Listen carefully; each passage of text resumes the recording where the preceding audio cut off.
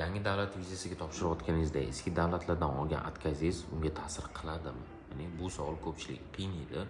Xo'p, birinchisi, ko'p davlatlarda Schengen davlatlari yoki bo'lmasam Amerika, Kanada bilan yoki Zelandiya bilan yoki Avstraliya bilan yoki Britaniya bilan o'zlarining maxsus dasturlari bor. Ya'ni ular bir-biriga ma'lumot o'tkazadi. Ya'ni siz agar 15 marta, 20 marta davlatlardan atkaz olgan bo'lsangiz ham yangi davlatdan viza olishingiz mumkin agar yolg'on gapirmasangiz. Ya'ni agar siz olgan atkazlaringizni aytmasangiz, sababini aytmasangiz, tushuntirmasangiz va yolg'on gapiradigan bo'lsangiz, bu albatta siz yana bitta davlatdan atkaz olishingizga ta'sir qiladi. Shuning uchun yangi davlatga vizasiga topshirayotganda hammasini ro'y-rost, aniq nima bo'lganini tushuntirib bering. Shunda sizga viza bermoqchi bo'lgan odam nima vaziyat bo'lganini, nimaga olmaganingizni va hozirda sizda nima o'zgarganini bilishi kerak. Shuning uchun hech qachon yolg'on gapirmaslik kerak.